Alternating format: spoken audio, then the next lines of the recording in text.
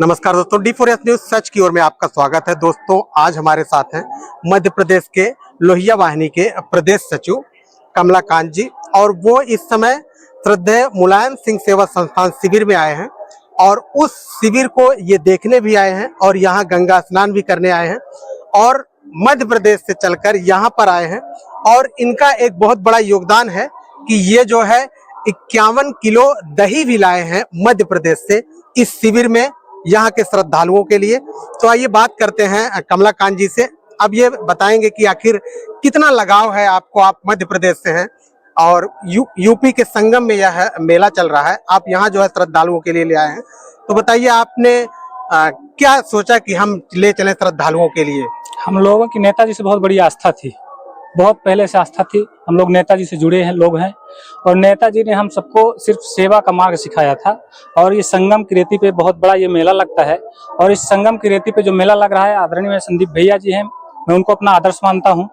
और जैसे कि यहाँ पे प्रशासन द्वारा बड़ा रोक टोक किया गया, उसके बावजूद भी यहाँ जो आस्थावान लोग हैं वो लगातार आ रहे हैं। हाँ। तो हमने भी एक छोटी सी सहयोग के रूप में हमने भी सोचा कि 51 केजी हमारे मध्य प्रदेश से भी दही जाए शिविर के लिए, तो हम लोग वहां से दही लेकर के आए हैं। तो चलिए आप दिखाते हैं, आप जो है। और बाहर अगर देखा जाए तो राधा कृष्ण की मूर्ति लगी हुई है। कभी वहां पे श्रद्धेय माननीय श्री मुलायम सिंह की मूर्ति लगती थी। जी जी। और ये देखिए जो शिविर का जो बांटने का जो चलता है, ये लगा है। तो ये देखिए लेके आए थे श्रद्धेय नेताजी का 51 केजी दही आया है।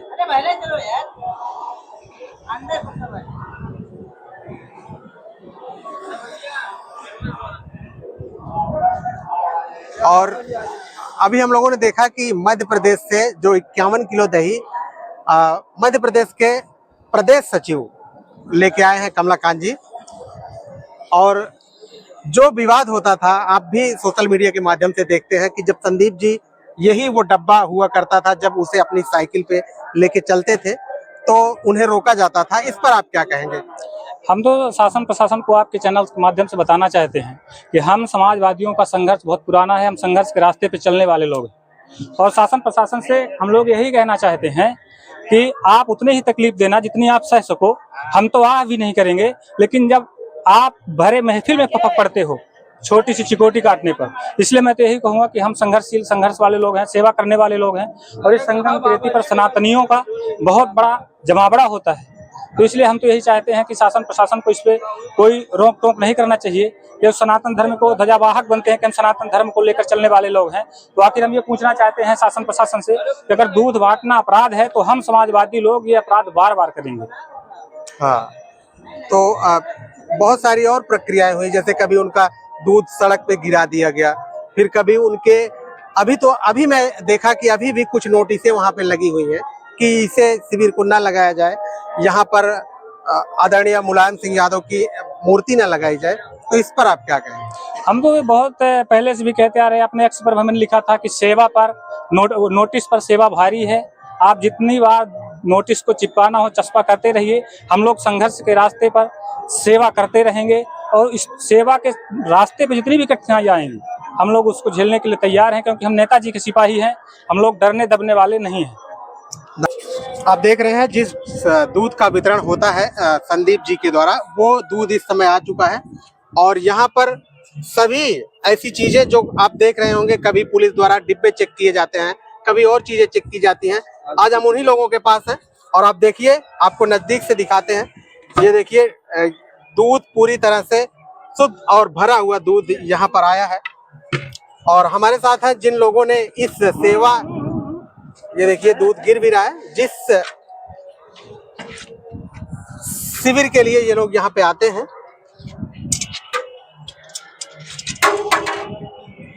ये आप देखिए नजदीक से।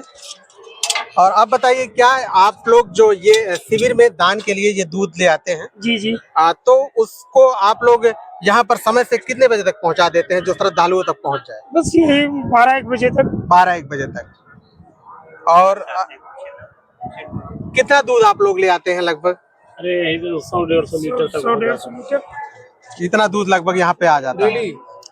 और यहाँ पे श्रद्धालुओं को वो दूध वितरण। अभी मैंने एक बात देखा था कि बड़ा विवाद हुआ था दूध वितरण के तौर पर। मत देखिए, पेवर दूध है एकदम। हाँ वही तो, एकदम शुद्ध दूध है। इतनी मोटी साड़ी पड़ती है इस दूध में। हाँ, इतनी मोटी गरमा के देखिए, इतनी मोटी साड़ी पर शाम को ही पिलाएंगे। और कभी बड़ा विवाद रहता था इस दूध को बांटने के लिए, जब संदीप जी अब साइकिल लेके निकलते थे। जो दूध कभी बांटा ही नहीं उसको क्या पता, दूध विवाद तो करेगा ही। हाँ ये तो, कभी दूध बांटा ही नहीं, शुद्ध दूध पिया ही नहीं, पाउडर का दूध पिया, उसको क्या पता शुद्ध दूध के बारे में। तो कौन सा वो डब्बा रहता था जिसके लिए विवाद होता था, ले जाने के लिए रोका जाता था? डब्बा यही कहीं होगा, यहाँ नहीं मिलेगा वो डिब्बा, भी यहाँ नहीं मिलेगा उनका। ये देखिए, ये वो डिब्बा है जिसे संदीप जी लेके जाते थे, तो बड़ा विवाद होता था इस दूध के लिए।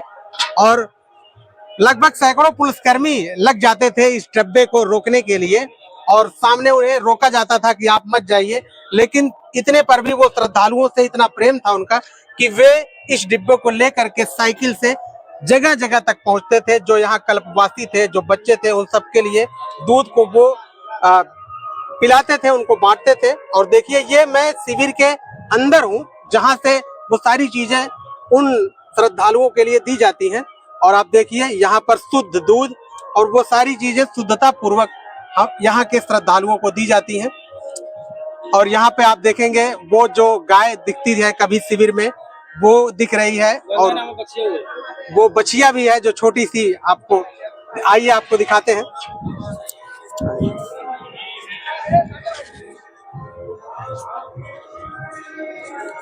ये है गंगा नामक बछिया। ये कुंभ मेले के दौरान यहीं पे गैया बछिया थी, तो साधु संत इसका नाम गंगा रखते थे। ये ले उसमें लगा देते हैं। यही है गंगा नामक बछिया। ये कुंभ मेले के दौरान, यहीं पे यही पैदा हुई। हाँ, यही पैदा हुई थी, तो साधु संतों ने इसका नाम गंगा रखा था। तो ये यहाँ पर रहती है। हाँ, ये यहीं पे रहती है। तो और ये बाकी है, देखिए ये गाय इसी की बछिया है ये। और यहाँ से अपने ही गाय और भैंसों का दूध भी वितरण किया हाँ, वितरण किया जाता है। और भैया लोग सब लोग लेके आते हैं। हाँ, ये तो अभी मैंने देखा। और एकदम शुद्ध दूध, एकदम कोई मिलावटी नहीं, एकदम शुद्ध प्योर दूध पिलाया जाता है। तो इसको रोकने का प्रयास बार बार क्यों होता है, जब सारी चीजें एकदम सही से चलती हैं? तो क्या करेंगे, उनको पेट में दर्द कहीं ना कहीं हो रहा है। 2027 को लोग का डर है कहीं ना कहीं। अभी आप देखिए, क्या नाम है, शंकराचार्य जी को नहाने नहीं दिया गया, बताइए ये गलत है कि नहीं है? जो बच्चा जन्म लेता है उसी दिन से उसका अधिकार हो जाता है गंगा यमुना में नहाने के लिए, क्योंकि वो इस देश का नागरिक, देश का नागरिक है। अब उनको नहीं नहाने, शंकराचार्य को नहीं नहाने दिया गया। ये सब क्या है, उनके शिष्य को मारा गया, पीटा गया, सब वीडियो वायरल तो है। और एक संत है, उनको रोटी सेक के खिलाया जा रहा है, सतुआ बाबा। हाँ, रोटी सेक के खिलाया जा रहा है। और बढ़िया अच्छी अच्छी गाड़ी, 4-4 करोड़ की गाड़ी उनके शिविर में पड़ी है, क्योंकि वो योगी का गुण गाते हैं, इसीलिए। तो यहाँ भी तो जो इस शिविर की जो व्यवस्थाएं हैं वो तो सबसे अच्छी है। इस सरकार की यही मानसिकता है, जो इस सरकार में सरकार की वाली करेगा उसी की सुनवाई होगी, अन्यथा सच बोलने वाली की सुनवाई नहीं होगी। इस सरकार की यही मानसिकता है। तो दूध में आखिर क्या इनको प्रॉब्लम हो जाती है? दूध नहीं बांटने देते, फिर श्रद्धालुओं तक अभी तो दूध भैया लेके गए थे तो दूध पलट दिए थे, गिर गया था सारा दूध। प्रशासन के लोग, पुलिस वाले लोग नीचे दूध ही गिरा। हाँ, नीचे दूध गिरा दिए थे, पूरी दोनों बाल्टी का दूध साइकिल ढकेल दिए थे। हाँ, ये सोशल मीडिया पर वायरल हुआ था कि काफी वायरल नहीं, सच में गिराए थे, वायरल थोड़ी ना, सच में गिराए थे पुलिस वाले ने। राकेश यादव, राष्ट्रीय सचिव मध्य प्रदेश रीवा से, और आज हम इनसे बात करेंगे। ये भी इस संस्थान में आए हैं जहां पर संदीप यादव जी द्वारा एक शिविर लगाई गई है, और वह शिविर श्रद्धेय मुलायम सिंह सेवा संस्थान शिविर के नाम से है। तो आप यहाँ आकर आपने देखा कि ये सारी चीजें संदीप यादव जी द्वारा की जा रही हैं, आप इस पर क्या कहना चाहेंगे? आदरणीय संदीप यादव जी, जिन्हें हम बड़े भैया कहते हैं, और भारत के इतिहास में शायद ये पहला मौका रहा होगा क्योंकि जब ये इलाहाबाद प्रयागराज में इतना बड़ा भव्य कुंभ लगा और दूध बांट कर जो भंडारा किया इन्होंने, तो ये भारत के इतिहास में पहली घटना है। और इतने बड़े पुण्य के काम को करना, ये हम समाजवादियों के लिए बहुत बड़े सौभाग्य की बात है। वो भी नेताजी जो हमेशा गरीब, शोषित, वंचित, दलित, पिछड़ों के लिए जीवन पर्यंत संघर्ष करते रहे, उनकी प्रतिमा रख के उनके नाम से इस शिविर को चलाना इस प्रयागराज की पावन धरती पर, मैं समझता हूँ ये समाजवादियों के लिए बहुत बड़े गर्व की बात है। और आदरणीय संदीप यादव जी को हम पूरे भारतवर्ष के और अपने मध्य प्रदेश की तरफ से आभार प्रकट करते हैं कि उन्होंने ये ऐतिहासिक काम किया। कहीं ऐसा तो नहीं लगता कि अगर ऐसे पार्टी के कलर के कपड़े लगाए जाएं या फिर कुछ ऐसा संकेत दिया जाए तो ये राजनीतिक तो नहीं हो जाता है? पुण्य काम के लिए क्या राजनीति, इतना बड़ा पुण्य का काम इस जो प्रयागराज की धरती पे आदरणीय संदीप यादव जी कर रहे हैं, इसमें अगर बाबा मुख्यमंत्री जो अपने आप को संत मानते हैं, अगर इसमें उनको राजनीति दिखती है तो ये हम लोगों का की गलती नहीं है, ये उनकी गलती है, उनको ये समझना चाहिए। दूध बांट रहे हैं, ये दूध बांटना कौन सा इसमें राजनीति की बात? अभी एक नोटिस जो जारी हुई थी कि ये कहा गया था कि ये जो कपड़ा लगाया गया है लाल और हरे कलर का, इसको हटाया जाए, ये भी बात सोशल मीडिया से वायरल हुई थी। आपने भी तो एक लाल और हरे कलर का गमछा लिया, इससे अन्य पार्टियों को क्या नफरत रहती है? आखिर कपड़े से क्या नफरत रहती है? अब मैं इसके बारे में क्या कहूँ, बाबा मुख्यमंत्री उत्तर प्रदेश के इतने बड़े देश के सूबे के मुख्यमंत्री हैं और अपने आप को हिंदू मानते हैं। हम मानते हैं, मान लीजिए हमारे यहाँ पे कपड़े से इस शिविर पे उनको दिक्कत है, समाजवादी कलर अगर उनको दिखाई दे रहा, तो जो यहाँ शंकराचार्य है उनके साथ जो दुर्व्यवहार हुआ, ये किस राजनीति से प्रेरित है, ये सोचना चाहिए और उनको शर्म आनी चाहिए। यहाँ तो कोई राजनीतिक बात नहीं है, तो सही आप कह रहे हैं जी। तो वही है कि इनको जो सनातन का अपने आप को मुखौटा समझते हैं, इनको शर्म आनी चाहिए और चुल्लू भर पानी में डूब मरना चाहिए। इतने बड़े शंकराचार्य के साथ इस तरीके का दुर्व्यवहार, ये भारत के इतिहास में शायद किसी सरकारों ने इस तरह का काम नहीं किया होगा। तो शंकराचार्य को भी देखा गया कि कई पुलिस वाले उन्हें एक स्थान से दूसरी जगह लेकर चले गए और वो जो है कहते रहे हमारे साधुओं पर हाथ मत उठाइए, हमारे संतों को कुछ मत कहिए, फिर भी उनके साथ ऐसा दुर्व्यवहार क्यों किया गया? आखिर क्या कारण रहा? ये बहुत बड़ा दुर्भाग्य है सनातनियों के लिए भी और ये हिंदू धर्म के लिए भी। जो सरकार अपने को हिंदू धर्म का रक्षक बताती है, वो कहीं ना कहीं ढोंग, पाखंड और सत्ता के मद में इतनी ज्यादा उतावली हो गई है कि उसको अब सच्चाई दिख नहीं रही है, उसे धर्म और अधर्म में फर्क नहीं दिखाई दे रहा। इसलिए इस तरह की घटना उत्तर प्रदेश में दिखाई दे रही।